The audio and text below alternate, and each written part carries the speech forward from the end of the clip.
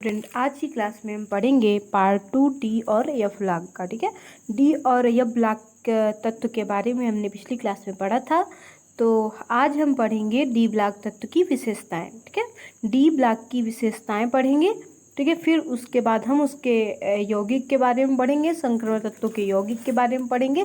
फिर उसके बाद हम एफ ब्लॉक तत्व मतलब इसी तरह से पूरा अध्ययन करेंगे। तो चलिए हम पहले डी ब्लॉक इस जो पार्ट है ये हमारा, इसमें हम डी ब्लॉक की विशेषताओं के बारे में पढ़ लेते हैं, उससे कुछ संबंधित क्वेश्चन के बारे में भी। तो चलिए चलते हैं अपनी क्लास पर, करते हैं डी ब्लॉक की विशेषताओं के बारे में।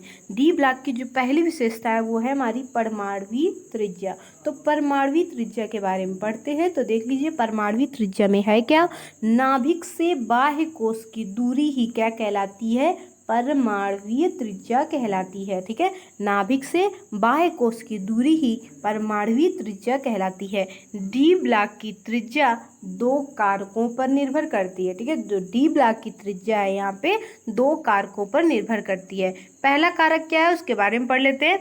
तो देख लीजिए पहला जो कारक है वो है प्रभावी नाभिकीय आकर्षण, दूसरा कारण यहाँ पे है परिरक्षण प्रभाव। उपरोक्त दोनों कारकों के आधार पर त्रिज्या में निम्न परिवर्तन होते हैं। पहला परिवर्तन होता है प्रभावी नाभिकीय आकर्षण ज्यादा होता है और परिरक्षण प्रभाव कम होता है। ठीक है, दूसरे में प्रभावी नाभिकीय आकर्षण परिरक्षण प्रभाव दोनों बराबर होते हैं। तीसरे में प्रभावी नाभिकीय आकर्षण क्या होता है, छोटा होता है, परिरक्षण प्रभाव यहाँ पे बड़ा होता है। तो देखिए पहली स्थिति पहली जो हमारा पॉइंट है, तो पहले नंबर पे स्कैंडियम से ये मैग्नीज तक घटती है। दूसरे में आयरन से सीओ और एनआई यहाँ पे समान होते हैं। तीसरे में ये कॉपर से जेडीएन तक क्या होती है, बढ़ते हैं। यही इसकी दूसरी विशेषता। तो किसी विलगित गैसीय परमाणु के बाह्य कोश से इलेक्ट्रॉन निष्कासित करने में मतलब निकालने में दी जाने वाली ऊर्जा आयनन ऊर्जा कहलाती है या आयनन एंथैल्पी कहलाती है। डी ब्लॉक की धातुएं उच्च ऑक्सीकरण अवस्था प्रदर्शित करती हैं, अतः इनकी आयनन एंथैल्पी न्यूनतम होती है। कैसी होती है, न्यूनतम होती है, क्योंकि डी ब्लॉक की धातुएं उच्च ऑक्सीकरण अवस्था प्रदर्शित करती है, अतः इनकी आयनन एंथैल्पी न्यूनतम होती है। 6 से कहाँ तक होती है, 10 तक होती है। ठीक है, तो अब चलते हैं हम तीसरी विशेषता के बारे में पढ़ लेते हैं। तीसरी विशेषता हमारा कलर वाला है, रंग वाला है। चलिए हम उसको पढ़ते हैं। अगले नंबर की बात करें तो अगला नंबर जो हमारा इसकी विशेषता का है वो है रंग, कलर की बात कर लेते हैं।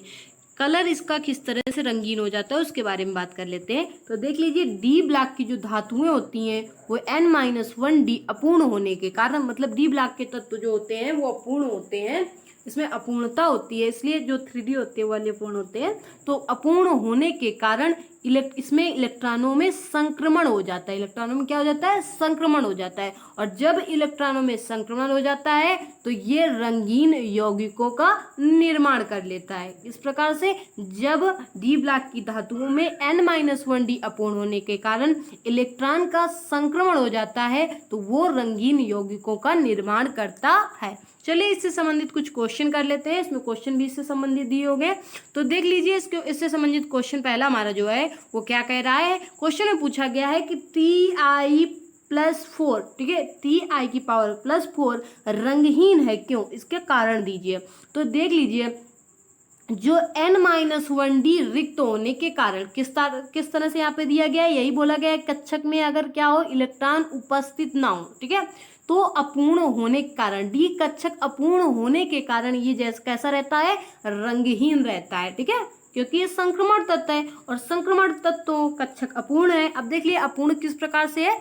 टाइटेनियम 22 का होता कितना है, अगर हम टाइटेनियम 22 की देखेंगे, बात करेंगे टाइटेनियम 22 की, तो इसका इलेक्ट्रॉनिक विन्यास आपको बताया, ये इसका मतलब आपका बता देते हैं। इसका मतलब है ये आर्गन, और आर्गन का कितना होता है, 18, मतलब यहाँ तक 18 है, उसके बाद 18 दो कितने होते हैं, 20 दो 22। ठीक है, इस तरह से कंप्लीट किया, मतलब पूरा इलेक्ट्रॉनिक विन्यास करके नहीं लिखा गया है क्योंकि इसमें जगह नहीं है इतनी ज्यादा।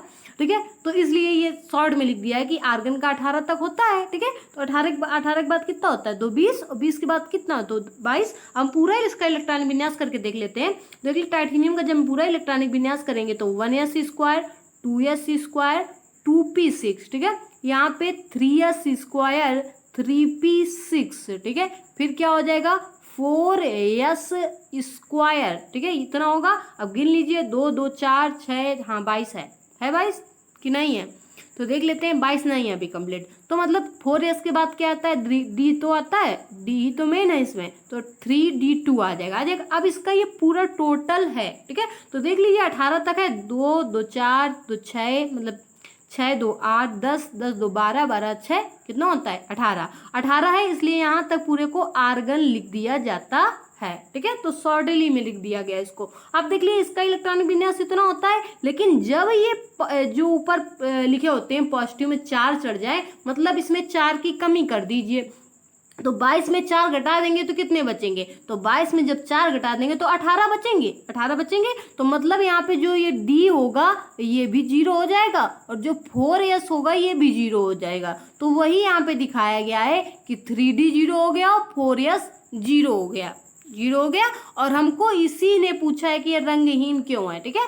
तो क्योंकि ये कक्षक अपूर्ण है, कक्षक कैसे हैं, अपूर्ण है, ठीक है, तो इसलिए ये रंगहीन है, यही आपको कारण में देना है। तो क्वेश्चन हमारा कंप्लीट हो गया। हम लिखेंगे यहाँ पे सबसे पहले ही कारण आंसर जो है सबसे पहले ही दे दिया गया है कि जो डी कक्षक अपूर्ण होने के कारण, रिक्त होने के कारण जो Ti+4 है वो रंगहीन है। ये हमारा पहला क्वेश्चन। दूसरा क्वेश्चन अगर देखेंगे, दूसरा क्वेश्चन यहाँ पे दिया है स्कैंडियम 3+3, ठीक है। तो देखिए जो ये ऊपर प्लस में लिखे रहते हैं उतने ही हम उसमें कम कर देते हैं, इसका मीन्स ये होता है। तो देख लीजिए यहाँ पे स्कैंडियम का हम जानते हैं इस तरह से होता है, आर्गन मतलब 18 तक पूरा ये होता है, फिर उसके बाद 3d1 4s², लेकिन जब ये 3 कम कर देता है तो 2 और 1 3 कम कर दीजिए, तो यहाँ पे 0 हो जाएगा, यहाँ भी 0 हो जाएगा, क्योंकि 3 तो हमने कम कर दिए हैं। जब 3 कम कर देंगे इसका मतलब ये भी कक्षक कैसा होगा, अपूर्ण ही रहेगा। n-1d कक्षक रिक्त होगा, और रिक्त पहले ही से होगा, रिक्त होने के कारण ये कैसा होता है, रंगहीन होता है। ये इसका कारण है, मेनली कारण ये है। तो दूसरा क्वेश्चन भी हमारा कंप्लीट होता है। अब अगले नंबर की तरफ चलते हैं। तो अगला नंबर जो इसका गुण है, विशेषता है डी ब्लॉक तत्व की, उसकी बात करते हैं। तो अगला नंबर आता है हमारा ऑक्सीकरण अंक। ऑक्सीकरण अंकों की बात करते हैं तो देख लिए मेनली हम लेते हैं कितने तक, Sc से लेकर मतलब स्कैंडियम से लेकर Zn तक। तो देखिए स्कैंडियम 21 और जिंक कहाँ तक 30, ठीक है, ये जिंक लास्ट में लिखा हुआ है, लिख दीजिएगा Zn लिखा हुआ है। अब यहाँ पे 22, ये 23, 24, 25, 26, 27, 28, 29, 30।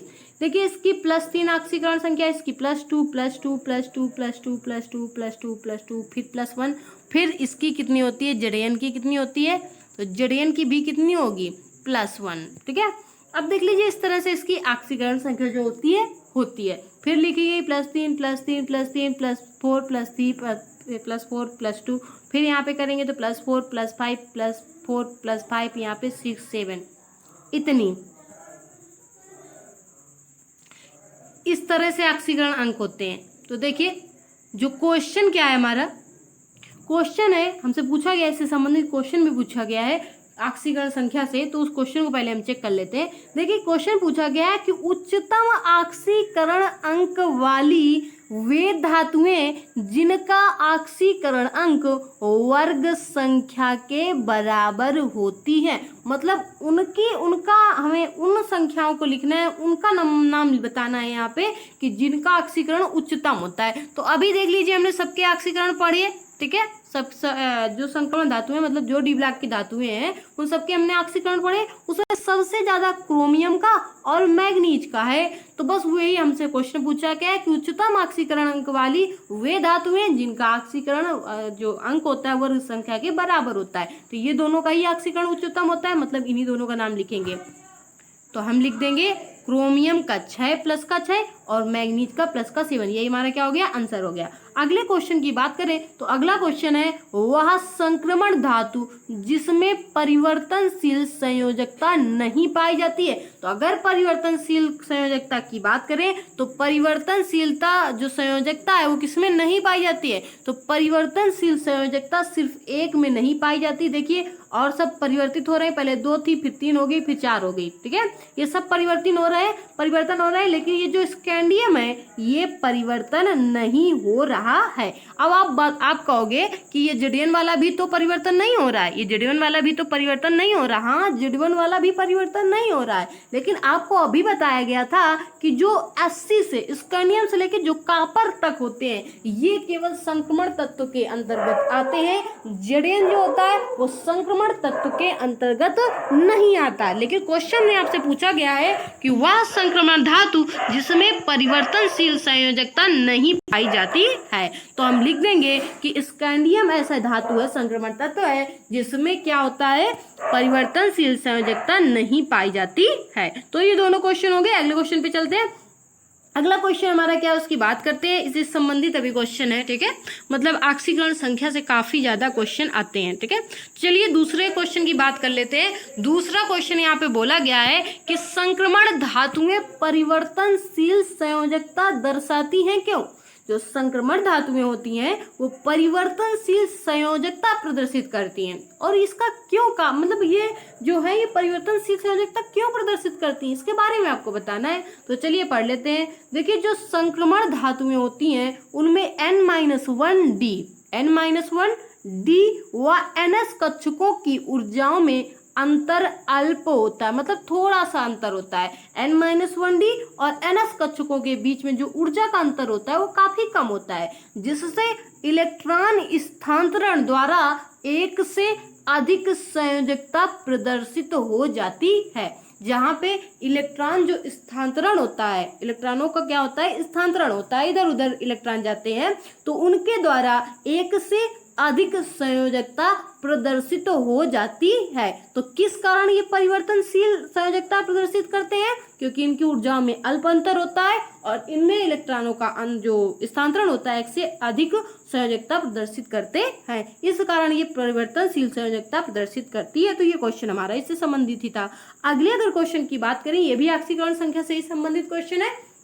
क्वेश्चन बोला गया है कि वे संक्रमण धातुएं जो +1 अवस्था में पाई जाती हैं। तो देखिए क्रोमियम और जो Cu है, कॉपर और जो हमारा क्या है क्रोमिन, ठीक है, ये दोनों +1 अवस्था में पाई जाती है +1 अवस्था में। जरा देख लेते हैं इसको, पाई जाती है कि नहीं, तो देख लीजिए +1 अवस्था में क्रोमियम और हमारा कौन सा है, कहाँ गया हमारा कॉपर, ठीक है, ये +1 अवस्था में पाई जाती है। तो यहाँ पे 1 कर लीजिएगा, मिस्टेक हो गया शायद, ठीक है।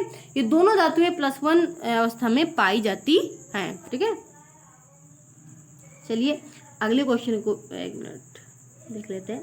तो देख लिए अगला क्वेश्चन हमारा क्या है उसकी बात कर लेते हैं। अगला क्वेश्चन हमारा क्या है, तो क्वेश्चन है हमारा क्वेश्चन है अगला, संक्रमण धातुओं की उच्च ऑक्सीकरण अवस्था ऑक्साइड व फ्लोराइड से बनती है क्यों, ठीक है।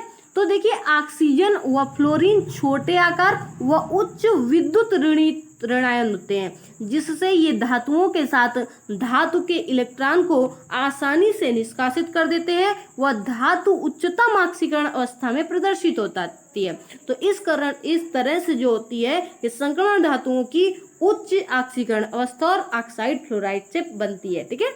अगली अगर क्वेश्चन की बात करें तो अगले क्वेश्चन में पूछा गया है कि 3D श्रेणी में मैग्नीज अधिकतम ऑक्सीकरण अवस्था कितनी दर्शाता है। तो अभी हमने पीछे पढ़ा था, मतलब क्यों दर्शाता है, तो हमने पढ़ा था अभी कि मैग्नीज कितनी अधिकतम ऑक्सीकरण संख्या दर्शाता है +7, ठीक है। क्यों दर्शाता है ये पूछा गया है, ठीक है।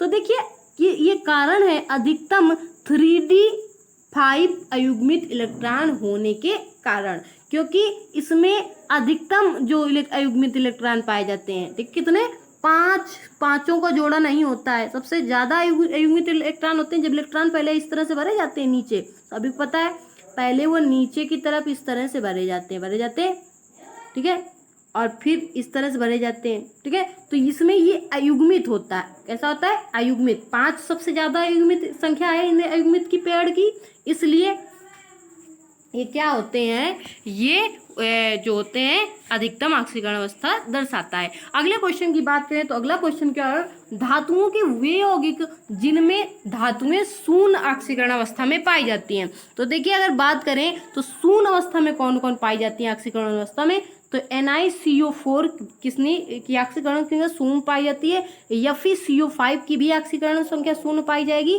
CrCO6 की भी ऑक्सीकरण संख्या शून्य। ऑक्सीकरण संख्या निकालना आपको बताया गया था, इन सब में कोबाल्ट की ऑक्सीकरण संख्या निकालनी है। ठीक है, यहाँ पे CO2 और CO6 की भी ऑक्सीकरण संख्या ये क्या है, शून्य पाई जाती है। ठीक है, तो ये सारी ऑक्सीकरण संख्या आपको फर्स्ट ईयर में सिखाई गई थी निकालना, शायद आपको याद भी होगा, पहले चैप्टर था, पहले चैप्टर में ही आपको ऑक्सीकरण संख्या निकालना सिखाया गया था।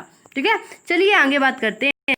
तो देखिए अगला जो हमारा इसका नंबर है, मतलब गुण है, विशेषता है, वो है अंतराकाशी यौगिकों का निर्माण। जो डी ब्लॉक की धातुएं होती हैं वो अंतरा अवकाश में कोई अधातु बी सी मतलब कि बोरान, ठीक है, कार्बन, नाइट्रोजन, हाइड्रोजन प्रवेश कर जाए। डी ब्लॉक की धातुओं के अंतरा अवकाश में मतलब जो खाली स्थान हो उसमें कोई अधातु बोरान, कार्बन और ये जो नाइट्रोजन, हाइड्रोजन प्रवेश कर जाए तो ऐसे बने यौगिक अंतराकाशी यौगिक कहलाते हैं। ये यौगिक अरस समीकरणमिति होते हैं। कैसे होते हैं? अरस समीकरणमिति होते हैं। ये कौन कौन से यौगिक हैं जरा उनकी बात कर लेते हैं। तो Mn4n और TiC और SCH स्कैंडियम हाइड्रोजन मिलकर के क्या बनाते हैं? ठीक है, SCH। ठीक है, तो ये जो होते हैं ये कैसे होते हैं? अंतराकाशी यौगिक कहलाते हैं।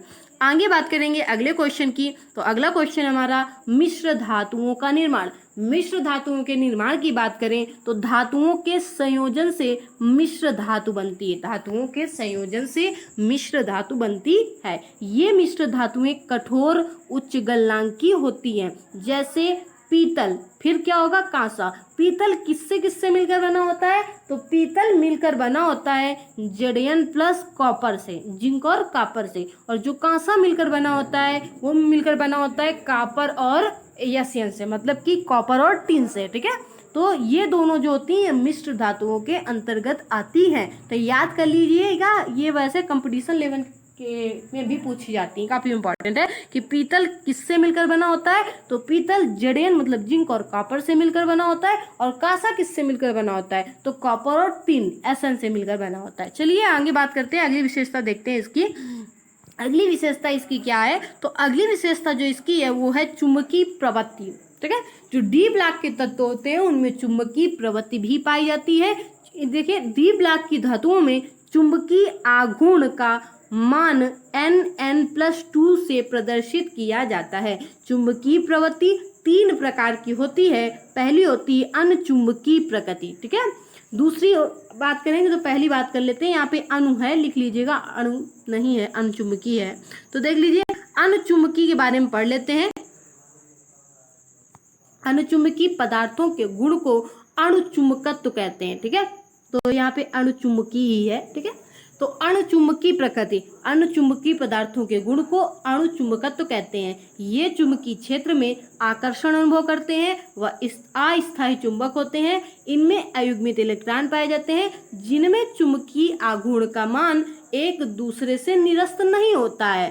ये ताप के व्युत्क्रमानुपाती होते हैं, अर्थात ताप बढ़ाने या अणुचुंबकत्व गुण घट जाता है। ठीक है, ताप बढ़ाने पर अणुचुंबकत्व का जो गुण होता है वो क्या होता है? घट जाता है। इसी के दूसरी हेडिंग के बारे में बात करते हैं। दूसरी हेडिंग इसी की है प्रतिचुंबकीय प्रकृति। प्रतिचुंबकीय प्रवृत्ति किस प्रकार से होती है? तो प्रतिचुंबकीय पदार्थों के गुण को प्रतिचुंबकत्व कहते हैं। इनमें युग्मित इलेक्ट्रॉन पाए जाते हैं जिनका आघूर्ण एक दूसरे से निरस्त हो जाता है। ये चुंबकीय क्षेत्र में प्रतिकर्षित होते हैं तथा इन पर ताप का कोई प्रभाव नहीं पड़ता है। तो ये कैसे कहलाते हैं? ये प्रतिचुंबकीय प्रवृत्ति कहा जाता है इनकी। ठीक है, चलिए यहाँ पे हम तीसरी अगर बात करें, तीसरी हेडिंग की बात करें तो तीसरी हेडिंग की बात करें, तीसरी हेडिंग है लौह चुंबकीय प्रवृत्ति। लौह चुंबकीय प्रवृत्ति की बात करते हैं तो देखिए लौह चुंबकीय प्रवृत्ति के बारे में अगर बात करें हम तो इसके अंतर्गत लौह चुंबकीय पदार्थों के गुण को लौह चुंबकत्व कहते हैं। लौह चुंबकीय पदार्थों के गुण को लौह चुंबकत्व कहते हैं। ये स्थायी चुंबक होते हैं तथा चुंबकीय क्षेत्र में प्रबल आकर्षण अनुभव करते हैं। इनमें ताप बढ़ाने पर या तथा चुंबकीय क्षेत्र में प्रबल आकर्षण अनुभव करते हैं। इनमें ताप बढ़ाने पर या घटाने पर आणविक चुंबक की व्यवस्था बिगड़ जाती है, जिससे जो होता है लौह चुंबकत्व गुण नष्ट हो जाता है। अब इसी से संबंधित हमें क्वेश्चन पढ़ लेते हैं, ठीक है। तो देखिए हमारा जो चुंबकीय आघूर्ण है वो 3 पार्ट में बटा था, उसके बारे में हमने पढ़ लिया। अब हम चुंबकीय आघूर्ण किस तरह से निकाला जाता है वो पढ़ लेते हैं। तो देख लीजिए यहाँ पे पूछा गया है क्वेश्चन में कि KMnO4 में Mn का चुंबकीय आघूर्ण कितना, ये आपसे पूछा गया है। तो देखिए अगर चुंबकीय आघूर्ण की बात करें, Mn हमको याद है, मैग्नीज देखिए ये सब हमने फर्स्ट ईयर में आपको याद करवा दिया था। परमाणु क्रमांक मैग्नीज का 25 होता है। इसका जब हम परमाणु क्रमांक निकालेंगे तो देखिए हमें पता है कितना होता है, लेकिन हमने कहा अभी क्या कहा 25 होता है, लेकिन अगर इसके ऊपर प्लस जितने भी लग जाते हैं, जितने भी प्लस लग जाते हैं वो इसमें उतने घट जाते हैं। तो 25 में हम -7 कर देंगे, कितना आ जाएगा, 5 इधर चले गए, 18 बचेगा, केवल बचेगा 18। और 18 होता किसका है, आर्गन का होता है, पता है, इसीलिए यहाँ पे आर्गन लिख दिया गया है, ठीक है। मतलब कि यहाँ पे जो 3D 0 होगा 4G 0 होगा, इसमें कोई कक्षक मतलब इस कक्षक में कोई इलेक्ट्रॉन नहीं होगा, ना तो 3D में होगा और ना ही किसमें होगा 4S में होगा। जब कोई इस कक्षक में इलेक्ट्रॉन नहीं होगा, इसका मतलब इसका जो चुंबकीय आघूर्ण होगा वो कैसा होगा, 0 होगा, क्योंकि यहाँ पे D कक्षक अपूर्ण है, इसमें कोई भी नहीं है। तो इसका जो चुंबकीय आघूर्ण माना जाएगा, कितना माना जाएगा, 0। तो इस तरह से इस सवाल को हम हल कर सकते हैं। तो इसका चुंबकीय आघूर्ण कितना होगा, 0, ठीक है। अगले क्वेश्चन की बात कर लेते हैं। अगला क्वेश्चन हमारा क्या है, लिखा हुआ है यदि किसी संक्रमण धातु में, चलिए बात करते हैं। क्वेश्चन देख लीजिए, यहाँ पे क्वेश्चन क्या कह रहा है, यदि किसी संक्रमण धातु में चुंबकीय आघूर्ण का मान 3.9 है, 9 ही लिखा हुआ है कि 3.94, ठीक है, तो उस धातु में कितने अयुग्मित इलेक्ट्रॉन होते हैं, ठीक है। तो इसमें कहा गया है कि 3 ही है, हमको लगता है अयुग्मित इलेक्ट्रॉन 3 बोला गया ना, हाँ 3 ही बोला गया। तो किसी संक्रमण धातु में चुंबकीय आघूर्ण का मान अगर 3 है तो पूछा गया है कि उस धातु में कितने अयुग्मित इलेक्ट्रॉन होते हैं। तो देखिए यहाँ पे अभी बताए ऊपर नंबर सवाल पे 0 था, तो चुंबकीय आघूर्ण 0। अब यहाँ पे चुंबकीय आघूर्ण 3 कह दिया गया है, मतलब यहाँ पे जो ऊपर होगा इसमें जो होगा उस तरह से होगा 3D3, ठीक है। 3D3 होगा, मतलब यहाँ पे कितने अयुग्मित इलेक्ट्रॉन होंगे, तो यहाँ पे जो अयुग्मित इलेक्ट्रॉन की संख्या होगी वो होगी 3, ठीक है। क्वेश्चन हमारा क्या हुआ, कंप्लीट।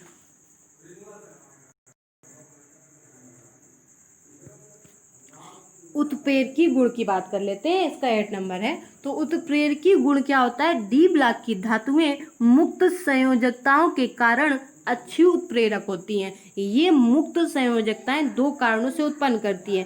पहला N-1 D अपूर्ण होने के कारण, और दूसरा N-1 D व NS की ऊर्जाएं लगभग समान होने के कारण परिवर्तनशील संयोजकता पाई जाती है, ठीक है। तो ये इसका उत्प्रेरकी गुण है। हम इसके रिएक्शन भी देख लेते हैं किस तरह से उत्प्रेरक काम करता है। तो देखिए N2 + 3H2 उत्प्रेरक का काम कर रहा है Fe, ठीक है, मॉलिक्यूलर यहाँ पे बढ़ाने का काम कर रहा है उत्प्रेरक क्रियाशीलता को। यहाँ पे रिएक्शन हो गई 2NH3। दूसरी वनस्पत तेल में उत्प्रेरक हमारा Na है और ये निर्माण करता है वनस्पत घी का। तीसरा हमारा NCH2 और सिंगल बॉन्ड CH2 है, यहाँ पे जो उत्प्रेरक काम कर रहा है वो एल्युमिनियम कर रहा है, ठीक है, और ये इस तरह से बनाता है टेफ्लॉन। आगे दूसरी हमारी जो रिएक्शन है वो है 4NH3 + 5O2, यहाँ पे उत्प्रेरक काम कर रहा है प्लेटिनम, बनाता क्या है 4NO + 6NH2, नाइट्रिक अम्ल यहाँ पे बनाता है, मतलब नाइट्रिक अम्ल नहीं, नाइट्रो, ठीक है। तो इस तरह से NO बनाता है जो। आगे बात करते हैं दूसरी हेडिंग की। तो दूसरी हेडिंग हमारी देखें क्या है, ये भी इसी की विशेषता के अंतर्गत आती है। तो ये 9 नंबर इसकी जो हेडिंग है 9 नंबर है, इसकी विशेषता है डी ब्लॉक तत्वों की। तो देखिए अगली विशेषता हमारी क्या है, तो अगली विशेषता है आक्सीकारक व अपचायक प्रवृत्ति। डी ब्लॉक तत्वों में आक्सीकारक अपचायक प्रवृत्ति भी होती है। यदि कोई धातु अपचयन की क्रिया से स्थायी विन्यास प्राप्त करती है तो आक्सीकारक कहलाती है। क्या कहलाती है, आक्सीकारक। यदि धातु ऑक्सीकरण की क्रिया से स्थायी विन्यास प्राप्त करती है तो ये अपचायक कहलाती। क्या कहलाती? अपचायक। ठीक है, ऑक्सीकारक अपचायक के बारे में बात की गई है। यदि कोई धातु अपचयन की क्रिया से स्थायी विन्यास प्राप्त करती है तो ऑक्सीकारक कहलाती है, और यदि धातु ऑक्सीकरण क्रिया से स्थायी विन्यास प्राप्त करती है तो अपचायक कहलाती है। अब देखिए इससे संबंधित थोड़ा सा क्वेश्चन भी देख लेते हैं। जो क्वेश्चन आता है, तो क्वेश्चन है हमारे पास, क्वेश्चन है प्रश्न नंबर, यहाँ पे बोला गया है Cr2, ठीक है, Cr+2 और Mn+3 की ऑक्सीकारक प्रवृत्ति का तुलनात्मक अध्ययन कीजिए। ठीक है, यहाँ पे अध्ययन करें, रिएक्शन करेंगे Cr2 पॉजिटिव का, इसका जो होता है इलेक्ट्रॉनिक विन्यास, मतलब लास्ट में इसके कक्षक में होता है 3d4, क्योंकि यहाँ पे +2 लिखा हुआ है इसलिए। ठीक है, यहाँ पे +1 लिखा हुआ है इसलिए इसके लास्ट कक्षक में 3d5 ही रहेगा। ठीक है, तो इस तरह से होगा इसका अपचयन और ऑक्सीकारक हो रहा है इसमें हमने Mn3 पॉजिटिव लिखा है तो इसका जो लास्ट कक्षक होगा उसमें होगा 3d4, और Mn यहाँ पे होगा क्या, 2 है। ठीक है, तो इसके वाले में क्या होगा, 3d5 ही रहेगा। ठीक है, तो देख लीजिए यहाँ पे अगर बात करें, जो Mn3 पॉजिटिव है ये Cr2 पॉजिटिव, ठीक है, Mn3 पॉजिटिव इसमें है और Cr2 पॉजिटिव हमारा यहाँ पे है। ये देख लीजिए, ये Cr2 पॉजिटिव, ये Mn3 पॉजिटिव, तो Mn3 पॉजिटिव का मान बड़ा होगा किससे, Cr2 पॉजिटिव से। क्यों बड़ा होगा, छोटे आकार के कारण। ठीक है, क्योंकि यहाँ पे जो Mn3 पॉजिटिव का आकार होता है वो छोटा होता है। ठीक है, इसलिए ये क्या होता है, बड़ा होता है। आकार छोटा होता है लेकिन उस तरह से ये क्या होता है, इससे क्रोमियम से बड़ा होता है। ठीक है, तो ये कारण था। अगले क्वेश्चन की अगर बात करें इससे संबंधित, तो अगला क्वेश्चन हमारा क्या है, देख लीजिए अगला क्वेश्चन। अच्छा, पिछले वाले क्वेश्चन मतलब पीछे जो हमारी हेडिंग थी उससे संबंधित क्वेश्चन है। यहाँ पे क्वेश्चन है Cu2 पॉजिटिव का इलेक्ट्रॉनिक विन्यास लिखिए और चुंबकीय आघूर्ण बताइए। तो देखिए इलेक्ट्रॉनिक विन्यास इसका हम करके दिखा चुके थे, लेकिन हमने कहा है कि जो अगर प्लस में ऊपर दिए हो वो उतनी ही संख्या में घटा दिया जाता है। तो 29 में 2 घटा देंगे, कितने बचेंगे, 27। मतलब 27 का इलेक्ट्रॉनिक विन्यास करना है। 27 का जब हम इलेक्ट्रॉनिक विन्यास करेंगे तो देखिए आर्गन का मतलब है कि 18 तक हमने इलेक्ट्रॉनिक विन्यास लिख दिया। अब 3d9 यहाँ पे कर दिया, 4s वाला स्थान खाली कर दिया। ठीक है, तो यहाँ पे कितने हो जाएंगे टोटल, 18 प्लस कितने होते हैं, 9, 27। तो देखिए इसका इलेक्ट्रॉनिक विन्यास इस प्रकार से होता है, मतलब यहाँ पे डी कक्षक में 9 इलेक्ट्रॉन उपस्थित होते हैं और लास्ट कक्षक जो s होता है वो 0 होता है। अब यहाँ पे चुंबकीय आघूर्ण की अगर बात करेंगे तो चुंबकीय आघूर्ण का एक सूत्र भी होता है, ये होता है सूत्र N+2। n यहाँ पे कितना होता है, तो n यहाँ पे हम कितना लेंगे, n लेंगे 1, n कितना लेंगे 1, क्योंकि एक ही है यहाँ पे। ठीक है, एक ही का निकालना हमें। ठीक है, और ये 2+2 लिखा हुआ है ना। ठीक है, तो देखिए n+1 क्यों यहाँ पे 1 लिखा हमने, उससे देख लेते हैं, पहले देख लेते हैं क्यों 1 लिखा हमने। तो देखिए 1 इसलिए लिखा हमने क्योंकि यहाँ पे 3d9 है। ठीक है, कितने इलेक्ट्रॉन की कमी है यहाँ पे, कितने रिक्त कक्षक है, मतलब डी कक्षक में टोटल 10 इलेक्ट्रॉन होते हैं। तो ये कितना इसमें अर्धपूरित है, मतलब कितने इलेक्ट्रॉन कम है, तो इसमें इलेक्ट्रॉन 1 की कमी है। कितने कमी है, 1 की। मतलब जो यहाँ पे मान होगा वो n बराबर कितना हो जाएगा, 1। n को ही अर्धपूरित संख्या बोलते हैं। ठीक है, तो n बराबर मान कितना आ गया यहाँ पे, 1 और 2 लिखाई तो हमने रख दिया, n की जगह में 1, इसकी जगह में 1+2 जोड़ दिया, कितना आ गया 3, और 3 का गुणा हमने 1 से करवा दिया, 3 ही आ गया रूट के अंदर, तो 3 बार निकलता नहीं, लेकिन इसकी वैल्यू होती है 1.732। तो यही इस क्वेश्चन का क्या हो गया, आंसर। ठीक है, क्योंकि यहाँ पे ये अर्धपूरित है, मतलब पूर्ण नहीं है 3D कक्षक, इसलिए n की वैल्यू यहीं से निकाली जाती है। जितनी की कमी होगी वही n के मान होता है। ठीक है, तो इस तरह से ये चुंबकीय आघूर्ण भी निकाला जाता है। देखिए यहीं से आज की क्लास क्योंकि हमारी बड़ी हो चुकी है तो इस वजह से हम यहीं से क्लास को क्या करते हैं, मतलब इन करते हैं क्लास को समाप्त करते हैं क्लास को, क्योंकि क्लास बड़ी भी हो गई है। अगली क्लास में हम पढ़ेंगे संक्रमण तत्व के यौगिक के बारे में, जो मोस्ट इम्पॉर्टेंट हैं। 2 यौगिक हैं संक्रमण तत्व के, पहला है पोटेशियम डाइक्रोमेट और दूसरा, ये दोनों इम्पॉर्टेंट है, इम्पॉर्टेंट ही लेंगे हम, और दूसरा है हमारा पोटेशियम परमैंगनेट। ठीक है, पहला है पोटेशियम डाइक्रोमेट, दूसरा है पोटेशियम परमैंगनेट। ये दोनों ही काफ़ी इंपॉर्टेंट यौगिक हैं, इसलिए हम अगली क्लास में संक्रमण तत्व के यौगिक और